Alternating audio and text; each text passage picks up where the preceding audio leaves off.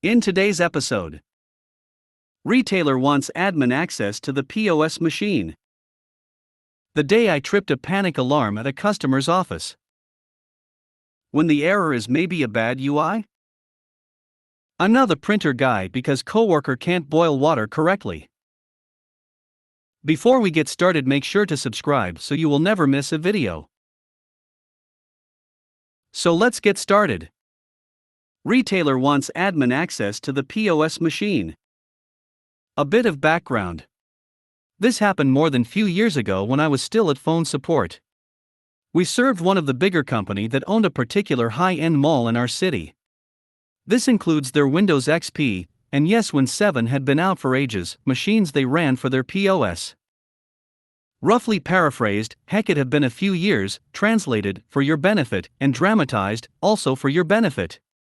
BC equals blonde clerk. OP equals super experienced support person of 3 months. OP, hello, this is tech support, you're talking to OP. BC, hi, this is BC from store such and such. I need you to do some techy stuff and grant me admin access. I can't run this USB cause it keeps asking for password. OP, I'm sorry, did you say USB? What are you trying to run? I assume you mean at the back office computer? BC, it's a bank USB, and no, I'm at the POS. OP, I'm not quite following, what kind of USB was it? Where did you get it? BC, listen, I have a gentleman here waiting, I don't have time for this, just do your thing and fix the access. It's a big sale and he's in a hurry. OP, I understand, but per company policy we need to ask these questions for administrative access. So please just explain what it is you're trying to do and why. At this point I've connected to the POS to check what's up. It was the old-fashioned login to grant admin pop-up, and a drive open with an icon literally just named bank.exe. BC, I could hear her sigh, look, this gentleman is a diplomat from China, just bought $40,000 or something worth of jewelry. He need us to open this bank program to authorize the transfer to our POS. When I try to do that, it keeps asking for administrator login. I was gasping by shock at the stupidity, and my colleagues already put on the speaker on my phone. OP, okay, thank you. Unfortunately, this program is not in the pre-authorized list of applications we're allowed to install. There's no such list, no apps is ever to be installed or run on POS that's not in the default image. So I'll have to send this for approval. BC, we can't wait for that, I'm going to miss a huge sale, and I'll make sure they know you are the cause. Just give me the access. OP, sorry, I need to follow policy, but I'll make sure to go directly to the IT director of the company to get this fast-tracked. Got some more rants, and we finally hung up. I did send an email to the IT director with all of the details.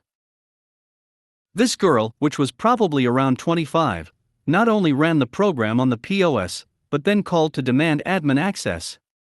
Looked her up in the system a few months later, her account terminated XD. Usually they inactivate most accounts to make it easier to rehire/seasonal work.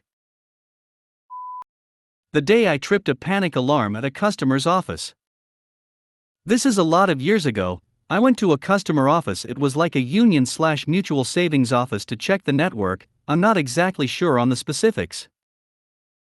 It was a small street corner office and obviously not built with computers or network in mind as part of the network. I think the ADSL router was in the bathroom. In the process of following the wiring there, I see this nondescript weird button-like thing, a rectangular central part with raised guards on the side, behind the sink pillar near the floor. I was young and wasn't quite versed in alarm technology back then, and you know. WTH is that thing doing there on the floor? With a wire going to it, a thermal sensor, a sensor of some sort. The curiosity was too much and I couldn't help myself and pushed it thinking it was a cap and the sensor was behind it, but no, it was a button. Nothing happens and I go about continuing the work there. Some minutes later the police drops and everyone is wide-eyed, and they go about identifying everyone there. They didn't believe I was a tech at first and thought I was the robber. After some minutes of convincing and oh yeah, I pushed it, didn't know what it was with a red face. Yeah. What I pushed was the silent alarm panic button, so if you get held hostage or tied in the bathroom, you push it. They laughed a lot at work after that. When the error is maybe a bad UI? I work integration support for a healthcare software company. I worked with a customer on Friday to verify that data regarding patients is flowing to our cloud server as expected. I told them that I'd keep the case open until today for them to verify the dashboard they look at looks fine, and to let me know if they have any further questions/concerns. Customer emails me today with 2 screenshots along with the question, what do I do about this error? I look all through the screenshots, and there's no error anywhere. There's a shot of the interface engine, what I'm most familiar with, and nothing out of the ordinary is there. Then there's a shot of the dashboard, which I never look at because my area of concern is getting data from them to us. Not what it looks like once the dashboard shows the breakdown of the data. I email her asking what error she's seeing. She highlights the word error at the top of a pane where the field says no data available in table. Next to it there is a similar pane showing unprocessed jobs and again, no data available in table. I double check with one of the folks who looks at these dashboards every day to make sure I'm reading this right because I know that the data has all uploaded. And yeah, that's just the header on a pane where errors would be displayed if there were any. I'm now the printer guy because coworker can't boil water correctly. Another thread here sparked a repressed memory, and I had to share. I was working in a non-IT office administration job, but I was the de facto IT guy. It was a terrible, thankless job, but it gave me the experience to get where I am now, and most of the coworkers were cool. Most. One day, I had to leave in a hurry and the main MFD was low on black toner, so I showed one of my coworkers where the toner was and left. 2 things to explain. This MFD had the easiest toner refilling I've ever seen. It was literally 3 steps beginning to end, and the toner came straight out and went right back in without any kind of finagling. This particular coworker was an idiot of the highest order. He had an IQ to rival that of a knockoff Chia Pet, and this was well known in the office. He was over 40 and had 0 discernible, marketable skills of any kind. The kind of coworker that is just demoralizing to be around, because somehow you both get paid the same amount.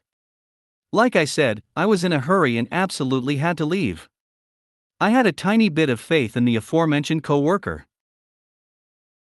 I come in the next morning to find black toner all over the carpet in front of the printer. He had somehow decided that opening the toner cartridge itself was a part of the change process, and hadn't bothered to clean it up when he spectacularly failed. The result? No, the coworker didn't get in trouble. I got in trouble for not staying to change the toner myself, and was told to not let it happen again. Oh, and I had to clean up the carpet.